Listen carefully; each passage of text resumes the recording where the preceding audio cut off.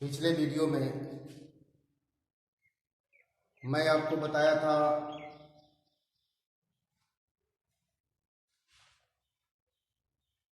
Circulatory system के बारे में।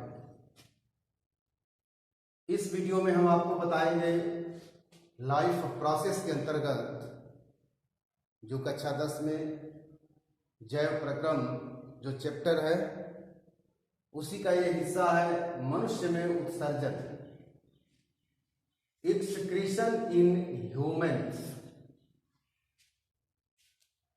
उत्सर्जन मनुष्य में। अब किस चीज का हम उत्सर्जन करते हैं? आप पढ़े होंगे कि जब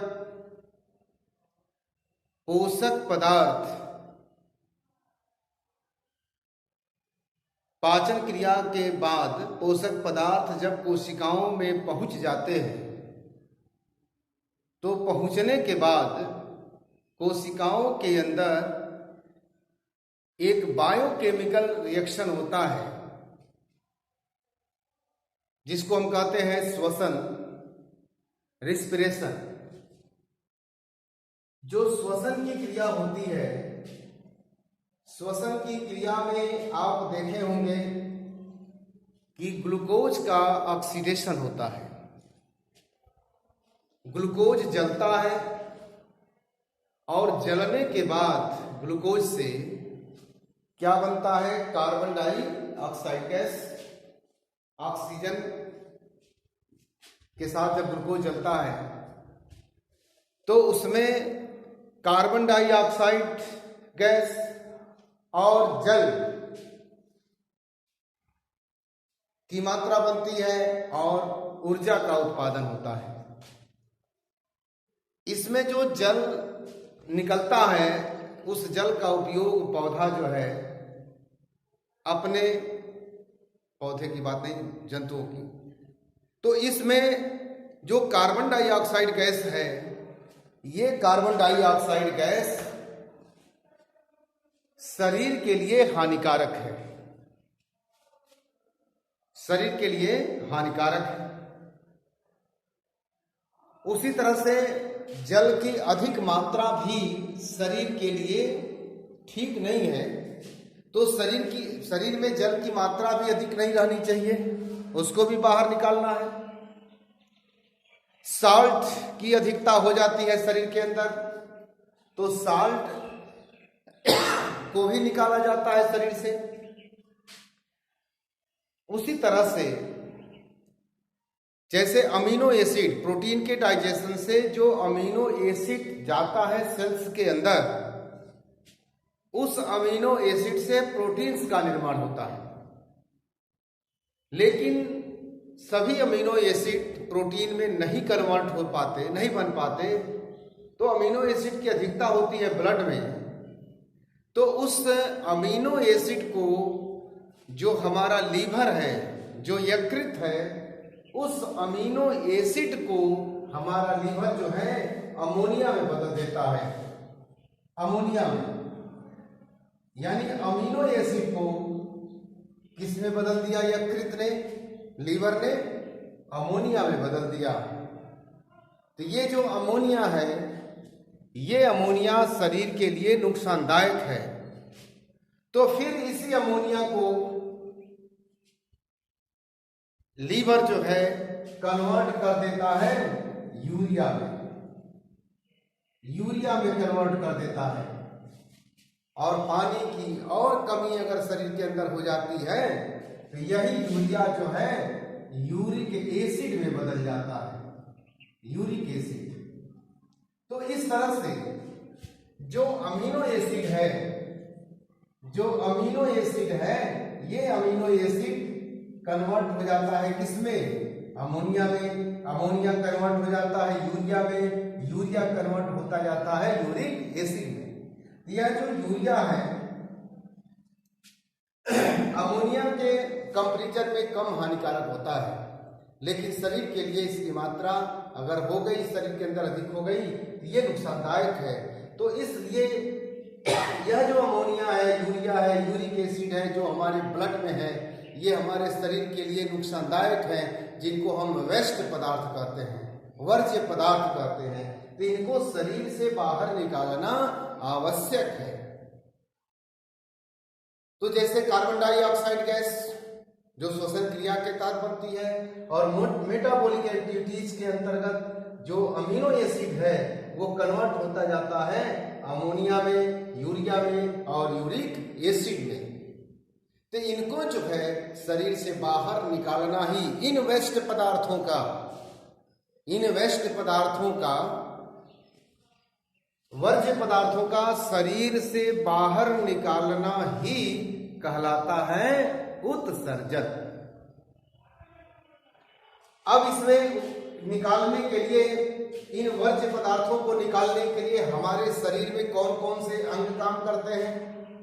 जैसे कार्बन डाइऑक्साइड को निकालने के लिए क्या होता है, शरीर में फेफड़े होते हैं। लंग्स के द्वारा वो चीजें पढ़ चुके हैं आप, लंग्स में ही कार्बन डाइऑक्साइड का वहां से डिफ्यूजन होता है, बाहर निकाला जाता है। अब इन पदार्थों को अगर शरीर से बाहर निकालना है तो शरीर के अंदर ये जो पीठ का हिस्सा है, रीढ़ की हड्डी है, रीढ़ की हड्डी के बगल में, कमर के ऊपर रीढ़ की हड्डी के बगल में दो सेम के बीज के आकार के दो बड़े बड़े मांसल संरचनाएं होती हैं, जिनको हम किडनी या वृक्क कहते हैं। तो मनुष्य में एक जोड़े रीढ़ की हड्डी के बगल में सेम के बीज या काजू के बीज के आकार के ग्रंथियां होती हैं, मांसल संरचनाएं होती हैं, जिनको हम कहते हैं किडनी, वृक्क कहते हैं, या इसी को हम गुर्दा कहते हैं। तो यह जो गुर्दा है, यह जो किडनी है, यही जो है शरीर के अंदर जो नाइट्रोजनस पदार्थ हैं उनको बाहर निकालने का काम करते हैं। ये तो ये जो चित्र है, ये जो है मनुष्य का उत्सर्जन अंग है।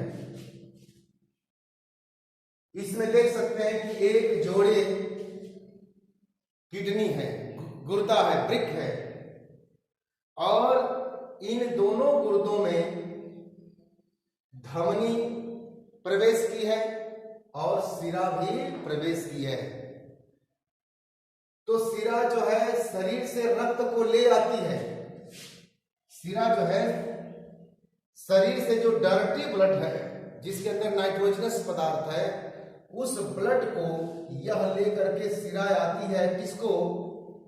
गुर्दे को। और इसमें से जो रिफाइंड ब्लड हो गया है, जो ब्लड जो है क्लीन हो गया है, रिफाइन कर दिया गया है, यानी इसमें से वर्ज्य पदार्थ निकाल दिया गया है, शुद्ध हो गया है, अब वो जो है किसमें पहुंच जाता है? धमनी में। और धमनी जो है पहुंच जाती है पूरे शरीर में। तो इस तरह से यहां ब्लड की सफाई होती है। गुर्दे से दो नलियां निकली होती हैं, जिनको हम मूत्र नली या मूत्र वाहिनी कहते हैं। इनको हम यूरेटर कहते हैं। दोनों गुर्दे से एक एक यूरेटर निकला होता है, मूत्रवाहिनी निकली होती है, और दोनों मूत्रवाहिनी जो है उदर गुहा में सामने, कमर के ऊपर नीचे एक थैली में खुलती है। एक थैली होती है, मेम्ब्रेनस थैली होती है, जिसको हम मूत्राशय कहते हैं, यूरिन ब्लैडर कहते हैं, मूत्राशय। और फिर ये मूत्राशय जो है एक नली के द्वारा, जिसको हम मूत्र मार्ग या यूरेथ्रा कहते हैं, इसके द्वारा बाहर खुलता है। तो यह जो मूत्राशय है, इसके अंदर क्या इकट्ठा होता है? यूरिन। यूरिन का मतलब मूत्र। क्या इकट्ठा होता है? मूत्र। तो मूत्र में क्या होता है? तो मूत्र में ज्यादातर मात्रा जल होता है, और जल के अतिरिक्त इसमें जो अमोनिया है, यूरिया है, या यूरिक एसिड है, या अन्य जो वर्ज्य पदार्थ है शरीर के अंदर, या शुगर, ये इस मूत्र में पाए जाते हैं, और फिर इस मूत्र के सहारे शरीर से बाहर निकाल दिए जाते हैं। अब यह जो गुर्दा है, यह जो किडनी है, इसकी संरचना अगर देखी जाए तो इसको बीच से अगर लॉन्गिट्यूडनल सेक्शन कर देते हैं, बीच से फाड़ देते हैं, काट करके देखें तो इसके दो पार्ट दिखाई देते हैं। एक पार्ट जो है बिंदुदार ऐसे दिखाई देगा, इसको हम कॉर्टेक्स कहते हैं, और अंदर का भाग जो है कुछ डार्क दिखाई देता है, जिसको हम मेड्यूला कहते हैं। यानी किडनी दो तरह के दो पार्टों में दिखाई देती है, एक होता है कॉर्टेक्स, दूसरा होता है मेड्यूला।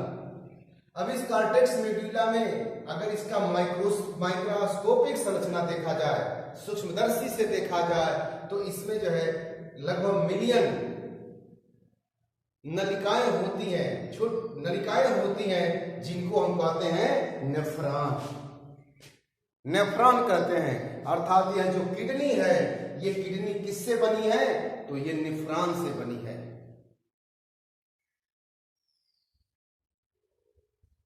अब इस नेफ्रॉन की संरचना आप देख लें, तो नेफ्रॉन की संरचना देखेंगे तो यहां देखेंगे कि एक नली है, मेम्ब्रेन की, मेम्ब्रेनस नली है, जो कटोरी के आकार की हो गई है। कटोरी के आकार की हो गई है, और इस कटोरी के आकार में, कटोरी में देखेंगे ये एक तरफ से जो भेन आई हुई है, इस कटोरी के अंदर ये भेन जो है कुंडलित हो गई है और पतली हो गई है। इधर से आएगी, कुंडलित हो जाएगी और पतली हो जाती है, और फिर यहां से, या कहेंगे कि यहां जालिकावत हो गई है ये, यानी जो सिरा आई है इस कटोरी के अंदर, इस कटोरी को हम कहते हैं बाउमैन्स कैप्सूल। जो कटोरी जैसी संरचना है, इसको हम कहते हैं बाउमैन्स कैप्सूल कहते हैं। और इस बाउमैन्स कैप्सूल के अंदर जो भेन आई हुई है, जो सिरा आई हुई है, इसके अंदर जो है जालिकावत हो गई है, और जिसकी मेम्ब्रेन बहुत पतली हो गई है। इस जालिकावत संरचना को हम ग्लोमेरुलस कहते हैं। ये ग्लोमेरुलस है। फिर यहां से नली जो है बाहर निकली हुई है, और ये नली जो है, जो रक्त की नली है, ये बाहर निकली हुई है और निकल करके आई है। तो देख सकते हैं कि किसके चारों तरफ लिपटी हुई है, कि जो ट्यूबुल है, जो नली है, यानी जो बाउमैन्स कैप्सूल से जो नली बाहर आगे निकली है, इस ट्यूबुल में, ट्यूबुल के नली के अगल बगल चारों तरफ से ये जो है रक्त की नलिका जो है, जो सिरा है, इसके चारों तरफ ऐसे घूमी हुई है, लिपटी हुई है। तो इस तरह से यहां देख सकते हैं कि यह जो नली है, जो मूत्र की नली है, यहां ये जो नेफ्रॉन की नली है, यह जो नेफ्रॉन की नली किस आकार की हो गई है? यू के आकार की। किस आकार की हो गई है? यू के आकार की हो गई है। तो जहां ये यू के आकार की हो गई है, एक लूप बनाती है, और इस लूप को कहते हैं हेनेल्स लूप। इसको हेनेल्स का लूप कहते हैं। इसका काम क्या है? ये थोड़ी पतली हो जाती है, पतली हो जाती है, और जैसे इधर से जो है ये यूरिन जो है यहां से आता है, और जैसे ही ऊपर चढ़ने को होता है, तो ऊपर जब चढ़ने को होता है, यहाँ एक प्रेशर अधिक बढ़ जाता है। तो यहाँ जब प्रेशर अधिक बढ़ जाता है, तो यहाँ मूत्र जो है थोड़ा जल्दी से, इसके अंदर जो लवण आ गए हैं, जो जल आ गए हैं अधिक मात्रा में, उनका अवशोषण, रीअब्जॉर्प्शन जो है थोड़ा जल्दी होता है। तो फिर ये नली जो है आगे बढ़ करके एक चौड़ी नली में जाकर के खुल जाती है, मिल जाती है, जिसको कहते हैं यूरिन कलेक्टिंग डक्ट। ये पूरी संरचना जो है नेफ्रॉन की है। और फिर यहां से जो ये सिरा है, यहां से निकलती है किडनी से, और निकल करके फिर ये रक्त की नली जो है अब धमनी बन जाती है। तो जो सिरा इधर से आई थी, अब जब ब्लड को शुद्ध कर दिया, इतने वर्ज्य पदार्थ को निकाल दिया, निकालने के बाद जब ये ब्लड अब यहां से निकली है गुर्दे से, तो अब क्या बन गई है? धमनी बन गई है। ये धमनी बन गई है, आर्टरी बन गई है अब ये। तो इस तरह से ये पूरी संरचना नेफ्रॉन की है। इनकी जरा कार्यविधि समझ लें, ये कैसे मूत्र को छानते हैं। तो जब ये वेन से जो गंदा रक्त है, जिसमें वर्ज्य पदार्थ है, जब ये बाउमेंस कैप्सूल में पहुंचते हैं ग्लोमेरुलस के रूप में, ये जो नली जालिकावत हो जाती है, तो यहाँ प्रेशर, इधर से प्रेशर बढ़ रहा है, नली से रक्त आ रहा है, और इधर से जो नली है थोड़ी पतली हो गई है, जालिकावत अंदर हो गई है, यहाँ से पतली हो गई है, तो फिर यहाँ एक प्रेशर बन जाता है, एक यहाँ ब्लड का प्रेशर, द्रव का प्रेशर बन जाता है, और प्रेशर की वजह से मूत्र जो है यहाँ छनना शुरू कर देता है। तो कैसे ये रक्त छनना शुरू करता है? तो रक्त में जो अधिक जल की मात्रा है, वो जल की मात्रा इससे रिस जाती है, जो उसमें नाइट्रोजनस पदार्थ है जैसे अमोनिया है, यूरिया है, यूरिक एसिड है, ये भी छन जाता है इस नली से। इसमें शुगर, अगर ग्लूकोज की मात्रा भी अधिक है तो वो भी इस ग्लोमेरुलस से छनता है, और छन करके इस बाउमेंस कैप्सूल में पहुंचता है, और बाउमेंस कैप्सूल से ये जो लिक्विड पदार्थ है अब इस नली में होता हुआ आगे की ओर बढ़ता है। तो जो यहाँ पदार्थ छना हुआ है, जो लिक्विड पदार्थ छना हुआ है, उसी को यूरिन कहते हैं, मूत्र कहते हैं। अब ये यहां से ये यूरिन छना हुआ है, लिक्विड पदार्थ छना हुआ है, अब इसमें जो है जल की मात्रा अधिक हो, अगर जल की मात्रा अधिक छन गई है, इसमें लवण की मात्रा अगर अधिक छन गई है, तो ये इस नली में जब आगे बढ़ता है, तो यह जो ये नली है, रक्त की नली है, जो चारों तरफ इस नेफ्रॉन की नली से लिपटी हुई है, तो फिर इस नेफ्रॉन की नली से जो जल की मात्रा अधिक आ गई है, वो जल की मात्रा इससे बाहर निकलती है, रिस करके बाहर निकलती है, और जो इसके चारों तरफ रक्त की नलिकाएं हैं उनको एब्जॉर्ब कर लेती हैं। अगर अधिक मात्रा में साल्ट आ गया है, छन गया है, तो वो साल्ट जो है, जो खनिज लवण है, इस नेफ्रॉन की नली से रिस करके बाहर निकलते हैं, और फिर ये रक्त की नली उनको अपने अंदर अवशोषित कर लेती है, और फिर यहां से आगे बढ़ती जाती है।